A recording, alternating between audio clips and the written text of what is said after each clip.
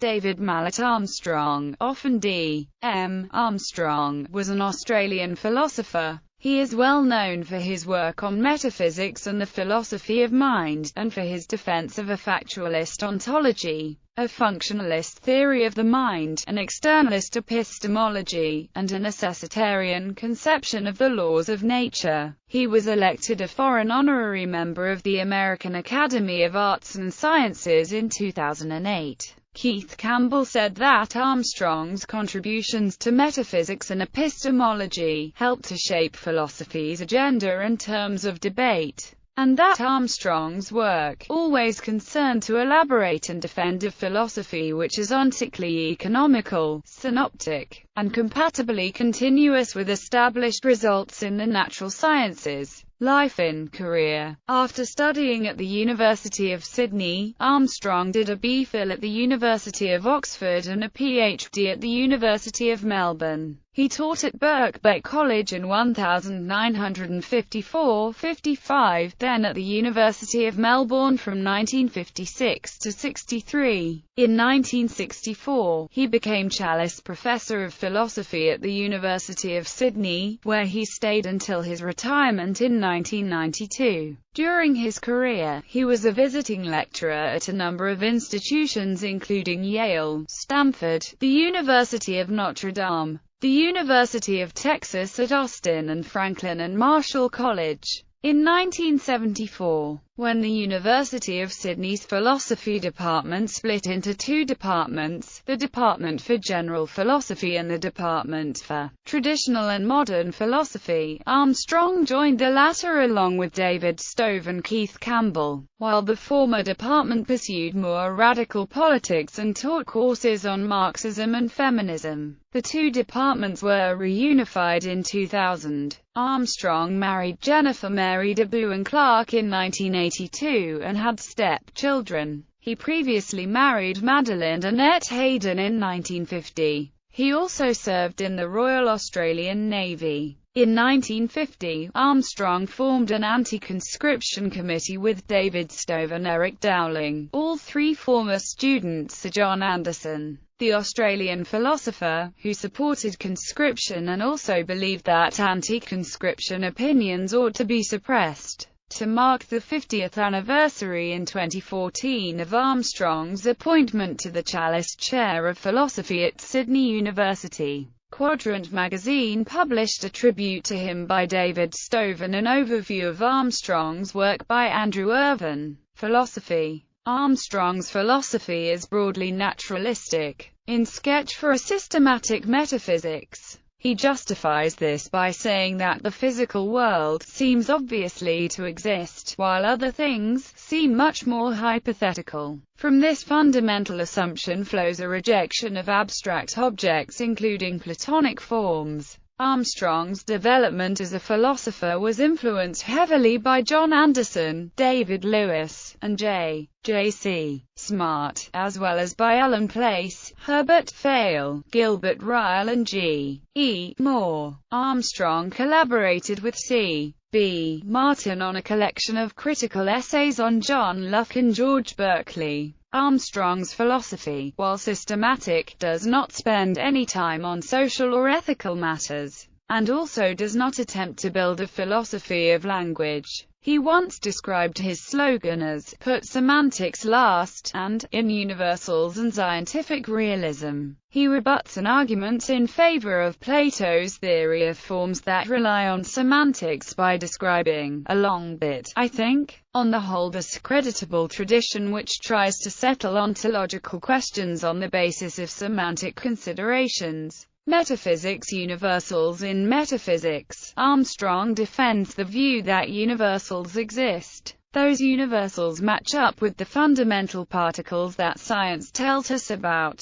Armstrong describes his philosophy as a form of scientific realism. Armstrong's universals are sparse. Not every predicate will have an accompanying property, but only those which are deemed basic by scientific investigation. The ultimate ontology of universals would only be realized with the completion of physical science. Mass would thus be a universal. Armstrong realizes that we will need to refer to and use properties that are not considered universals in his sparse ontology, for instance, being able to refer to something being a game. Armstrong then suggests that a supervenience relation exists between these second-order properties and the ontologically authentic universals given to us by physics. Armstrong's theory of universals treats relations as having no particular ontological difficulty. They can be treated in the same way non-relational properties are. How Armstrong's theory of universals deals with relations with varying adicities has been raised as an issue by Fraser McBride. McBride argues that there can be relations where the number of terms in the relation varies across instances. Armstrong's response is to affirm a theory he describes as the principle of instantial invariance, wherein the adicity of properties are essential and invariant. According to Armstrong, complex relations which seem to challenge the principle are not ontologically real but are second-order properties that can be reduced to more basic properties that subscribe to the principle of instantial invariance. Armstrong rejects nominalist accounts of properties that attempt to align properties simply with classes. Coextension is a problem they face. If properties are simply classes, in a world where all blue things are also wet, class nominalists are unable to draw a distinction between the property of being blue and being wet. He provides an analogy to the argument in Euthyphro. To say that electrons are electrons because they are part of the class of electrons puts the cart before the horse. They are part of the class of electrons because they are electrons. In Armstrong's view, nominalisms can also be criticized for producing a blob theory of reality. Objects have structure. They have parts. Those parts are made of molecules, which are in turn made up of atoms standing in relation to one another, which are in turn made up of subatomic particles and so on. Blobbiness also threatens Platonic universals. A particular instantiating a universal in a world of Platonic universals becomes a matter of the blob particular having a relation to a universal elsewhere, rather than having an internal relation in the way that a chemical element is to a constituent atom. In terms of the origin of Armstrong's view of universals, Armstrong says his view of universals is a relatively unexplored territory, but points to Hilary Putnam's 1970 paper on properties as a possible forerunner. He also says that Plato in his later works, Aristotle and the scholastic realists were ahead of contemporary philosophy in this matter, although handicapped by the relative backwardness of the science and the scientific methodology of their day. States of affairs central to Armstrong's philosophy is the idea of states of affairs. In Sketch for a Systematic Metaphysics, Armstrong claims that states of affairs are the fundamental structures in reality. A state of affairs roughly put is an instantiation of a particular and a universal. A state of affairs might be that a particular atom exists, instantiating a universal. The particulars in Armstrong's ontology must have at least one universal, just as he rejects uninstantiated universals. He also rejects unpropertied particulars. Armstrong argues that states of affairs are distinct things in ontology because they are more than the sum of their parts. If some particular A has a non-symmetric relation R to another particular B, then R differs from R. It may be the case that R obtains in the world, but R does not, without states of affairs instantiating the particulars and universals. We cannot account for the truth of the one case and the falsity of the other. Laws of nature. Armstrong's theory of universals gives him the basis for an understanding of laws of nature as being relations between universals. A non-Humean account of laws of nature proposed independently by Armstrong, Michael Tooley, and Fred Dretzker. This account posits that the relations between universals are truth makers for the statements about physical laws. and it is realist as it accepts that laws of nature are a feature of the world rather than just a way we talk about the world. Armstrong identifies the laws as holding between universals rather than particulars as an account of laws involving just particulars rather than universals would not adequately explain how laws of nature operate in the case of counterfactuals. To illustrate the theory, Stephen Mumford gives the example of all ravens are black. Under the theory of Armstrong, Tully and Dretzker, there is a relation of necessity between the universals ravenhood and blackness, rather than there being a relationship with every single raven. This allows the explanation of laws of nature that have not been instantiated. Mumford cites the frequently used example of the moa bird. It is supposed that every bird of this now extinct species died at a young age, though not because of anything in its genetic makeup. Rather, it died mainly because of some virus that just happened to sweep through the population. One bird could have escaped the virus only to be eaten by a predator on the day before its 50th birthday. Under the theory of Armstrong, Tully and Dretzker, such a coincidence would not be a law of nature. Dispositions. Armstrong rejects dispositionalism. The idea that dispositional properties are ontologically significant and have an important role in explaining laws of nature. Armstrong believes that the challenge that dispositionalism presents for his account of laws of nature is not in the case of manifested dispositions, but unmanifested dispositions. Armstrong simply states that the disposition is simply in the nature of the instantiated properties of the thing which is supposed to have the disposition. Truth in truth makers. Regarding truth, Armstrong holds to what he describes as a maximalist version of truth maker theory. He believes that every truth has a truth maker, although there doesn't necessarily exist a one-to-one mapping between truth and truth maker. The possibility of one-to-many relations between truths and truth makers is a feature that Armstrong believes allows truth maker theory to answer some of the criticisms leveled at older correspondence theories of truth. Negative truths have truth makers in Armstrong's account. He gives the example of a wall that is painted green. The wall being painted green is a truth for the proposition that it is not painted white and the proposition that it is not painted red, and so on. The difficulty in providing an adequate account of truth makers for events in the past is one reason Armstrong gives for rejecting presentism, the view that only the present exists. Presentists, Armstrong argues, must either deny that truth makers are needed for statements about the past, or account for them by postulating rather strange truth makers. Mind. Armstrong holds to a physicalist, functionalist theory of the mind. He initially was attracted to Gilbert Ryle's The Concept of Mind and the rejection of Cartesian dualism. Armstrong did not accept behaviorism and instead defended a theory he referred to as the central state theory, which identifies mental states with the state of the central nervous system. In a materialist theory of mind, he accepted that mental states such as consciousness exist, but stated that they can be explained as physical phenomena. Armstrong attributes his adoption of the central state theory to the work of J.C. Smart, specifically the paper Sensations and Brain Processes, and traces the lineage from there to Alan Place's 1956 paper Is Consciousness a Brain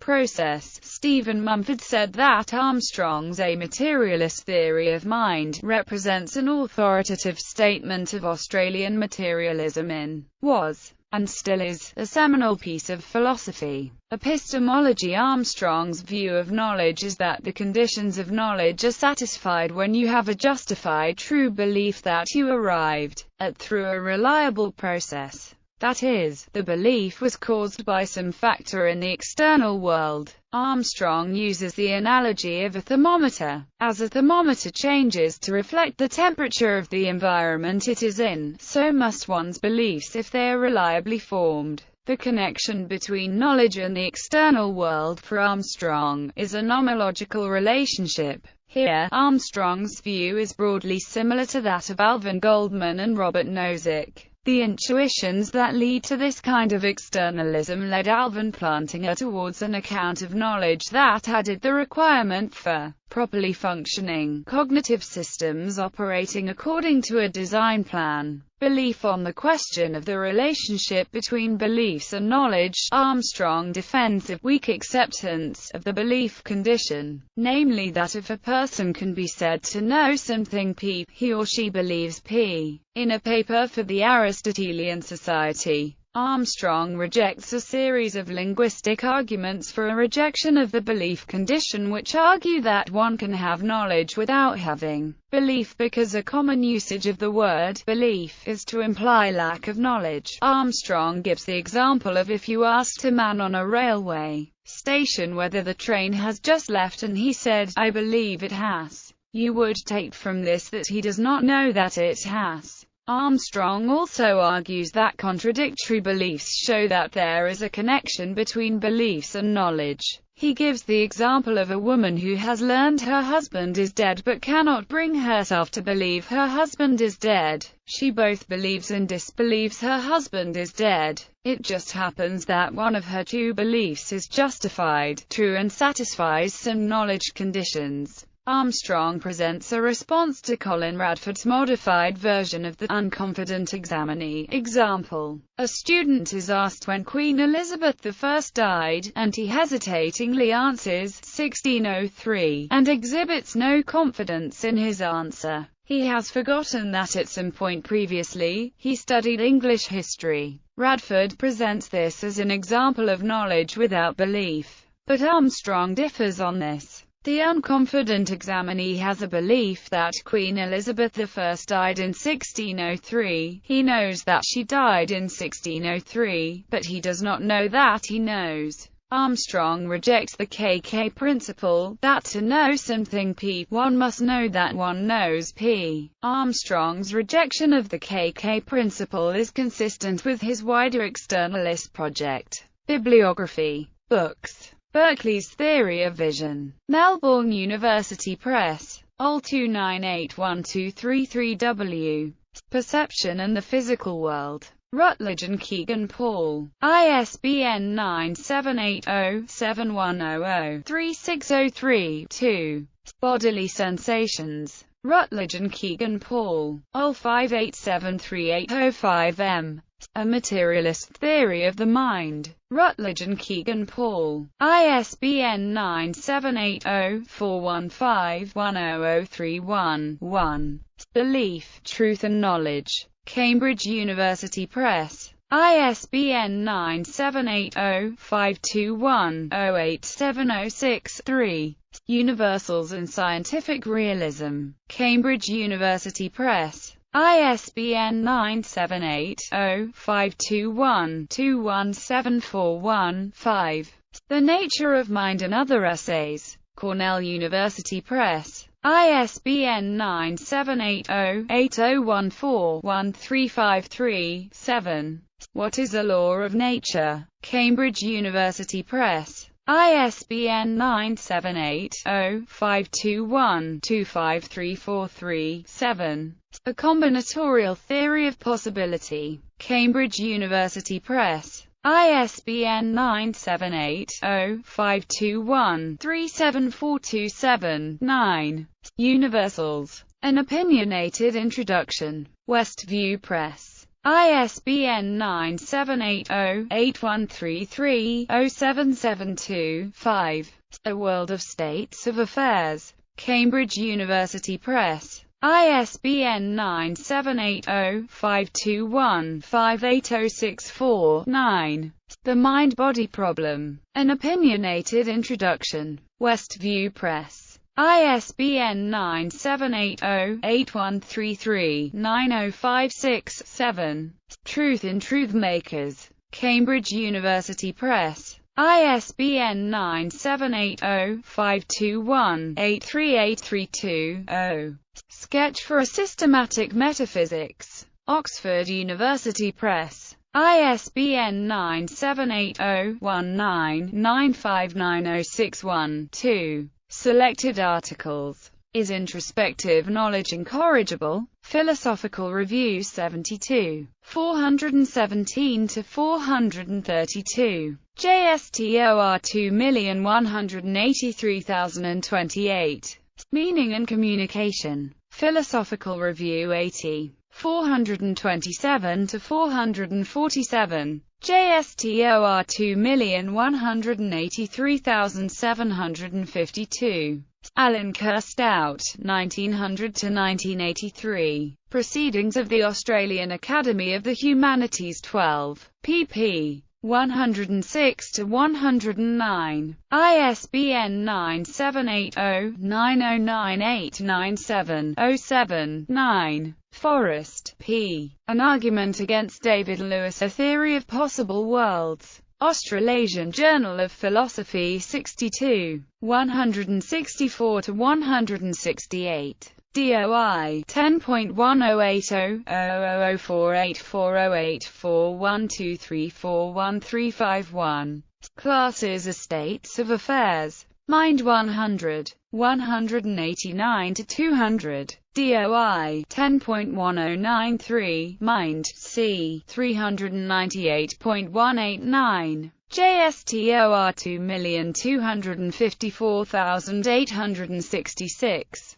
Black Swans. The Formative Influences in Australian Philosophy. In Brogard, B. Smith. Proceedings of the 23rd International Wittgenstein Symposium. Miscellaneous. Interview. In Jobling, Lee, Runcie, Catherine. Matters of the Mind. Poems, Essays and Interviews in Honour of Leonie Kramer. University of Sydney. pp. 322–332. ISBN 978186487-362-7.